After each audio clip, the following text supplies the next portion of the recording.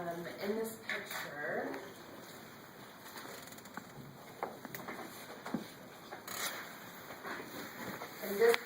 was my son's blessing day. In the picture, my son, at this point, the water had just started packing on. I looked like someone had blown me up. On top of that, it was horrible. I had horrible back pain in my kidney area. The doctor concluded I had kidney failure, and I was rushed to the ER. My mother had kidney failure and rushed to Washington. I was referred to a kidney specialist who thought I had a kidney disease and put me on strong medications for this. Unfortunately, it was a misdiagnosis, so I lived with pain and swelling for 6 more months. Then in November of 2011, I flew to California with my boys to visit my family and celebrate my 28th birthday. My health had worsened. My back pain was crippling, and I spent half the day in a hot bathtub or curled up in a ball. I also developed a high fever and was sweating so badly my clothes looked like I had just ran a marathon. I was seen by a doctor while here who checked me over and suggested I return to Washington to see my doctor there. So the day before I was to fly back, I dropped by the Woodland Clinic to receive my records from my visit. The nurse handed me the records, but then on the way out, the doctor stepped out between patients and told me he had a strong impression that I should not fly back to Washington in the morning, and that he wanted to admit me to the hospital immediately. He called it a strong impression. I called it the Holy Ghost. I ended up staying in the hospital for a week, where the doctors tried to figure out what was going on. While I was there, I received a priesthood blessing, but one in particular stands out to me. My brother came from out of town to give me a blessing, and in that blessing, he told me I would have to go through a very long and difficult process, but he promised me I would be made whole again. I'm so grateful for that blessing because the very next morning at 7 a.m., the doctor came into my hospital room and said, "Unfortunately, you have cancer." The doctor went on to give a long explanation, but all I heard after that was wah wah wah wah wah wah. As if the news wasn't bad enough, a few days later I found out that I had not stage 1, 2, or 3, but stage 4 Hodgkin's lymphoma. It had spread throughout my whole body and even in my bones. And even more devastating news, I was told my chances of beating the cancer and living were between 40 to 60%. No one likes having a number put on them, especially when it comes to life. The next 8 months that I had to go through chemo were full of blessings and trials. Because I wasn't insured in the state of California, I was refused treatment for the cancer at first. But my oncologist went to bat for me, pleading my case before the board because I was a young mother of 2 children. The board made a rare exception, and the doctors were able to treat my cancer right away. My husband had to quit his job and relocate here to make a sudden move that meant leaving his family that was in the area. But the blessings he was given an opportunity to go back to school, an opportunity that he might not have had otherwise. He received scholarships, made A's, and already received job offers. When not at school or studying, he's been taking care of me and the boys. Last Christmas, all of my siblings came home to celebrate with me. Unfortunately, the whole family got sick with the stomach flu 2 days before Christmas. This is a picture of my son. You're really done eating? I was his first target. And yes, even being a mom, you still have trials. Pictures, right? I have it. I was definitely blessed with enabling power of grace in this picture. I am still being blessed every day. I of course lost my hair through chemo treatment, and I cut my hair off right before, once I found out. I decided to cut it off and color it pink, and blonde and everything else in between. I also got that alien look. Here's my husband cutting off my hair. Because it's too thin. Wasn't very pretty anymore. And here's my son in the picture. And I also got that alien look of losing my eyebrows and eyelashes and everything else on my body. And here's a story. My family, my husband already had a shaved head, but he shaved my boy's hair too, so we all have matching hair.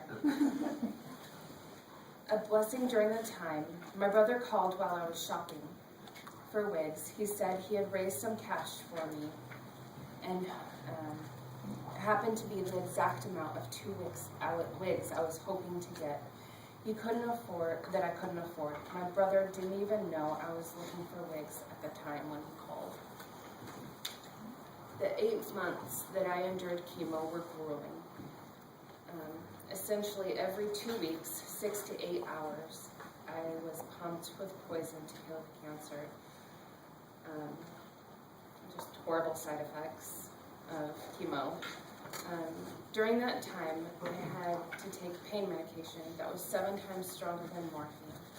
When the chemo ended in June, I had to go back through drug withdrawals as I cut back on my pain medication.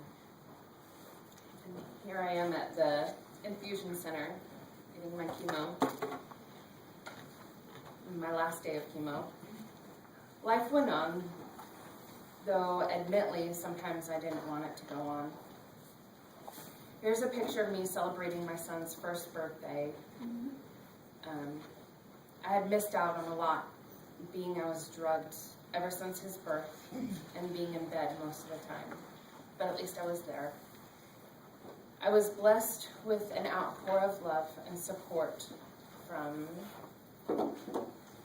my ward family. And this is me at Relay for Life. My ward family came and cheered me on for my survivor lap. Devastating. Today, it's been almost a year since the first time I heard the devastating news. But I stand before you today in full remission from cancer and with a firm testimony that God has poured out His grace upon me and has seen me through many parts of this awful trial. In looking back, I can remember so many difficult times when I didn't feel like I could make it. I couldn't endure one more chemotherapy session. I couldn't tolerate the pain, or I couldn't find the mental strength to take care of my kids or keep going on my own.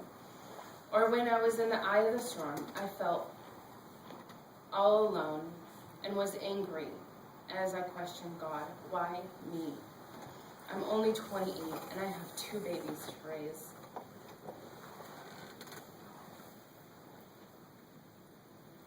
I'd done all I could. This is where I think God helped me up enough. This is where His grace came through. When I was little, I thought grace was a prayer. My non-member neighbors said when I went to dinner at their house. Or maybe grace was what I didn't have during ballet lessons at the awkward age of 9. It was recently that I have started to understand what grace is and how it works in my life. Grace is power and help from God. It helps us to do what we want, but we wouldn't be able to do on our own.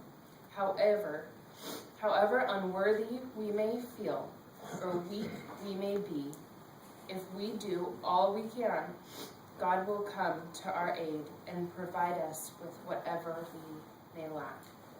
Now you may be saying, that's cool, you made it through cancer, but then that's not me. I don't have cancer, or I am a survivor of cancer, and I won't ever get cancer either.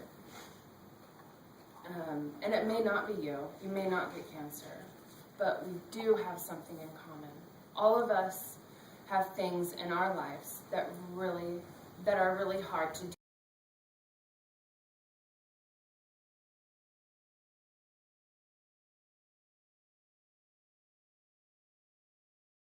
of a divorce. You're failing a class. You don't get along with your roommate. You're struggling with an addiction.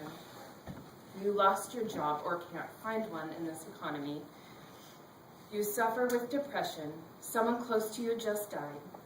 You broke up with a girlfriend or boyfriend that you thought that you were going to marry. And the list goes on and on. But I'm here to tell you that there is such thing as grace, and that God can help you and give you the strength you need to get through the hardest situations. God promised us in the Bible, "My grace is sufficient for thee, for my strength is made perfect in weakness." I am living proof of this. God's grace has helped me, and his help and his power allowed me to get through the darkest days I have experienced in my life. And I can testify that God's grace can carry you through your weakness, your heartbreaks, and your worry. He is still carrying me through mine. We will always have trials in our life. That's why we're sent here on earth. I love the parable of the vine found in John 15. Jesus explains that he is the true vine, and we are branches. Those branches that do bear fruit are purged so they may bear even more fruit. Many times the events that are most painful in our lives are God's purging process, enabling us to bear more fruit. And God, through his grace, will help and support us as we bear this fruit and these burdens. I have learned so much in the last year. Heavenly Father has a bigger role in my life than he ever has before. I just want to tell everyone and their dog about enabling power of grace. To be honest, I had no idea what it meant. I have learned so much from this talk. I have so much more empathy for people who are sick or having a hard time. I have been there, and now I'm exiting out of a dark hole. I may have bored you with this talk, but remember, if you remember nothing of my lesson, then try to remember, don't try to walk through passages of life alone. Our Heavenly Father is there to help us if we ask. However unworthy we may feel, or weak we may be, if we do all we can, he will come to our aid and provide us with whatever we may lack. I say these things in the name of Jesus Christ. Amen.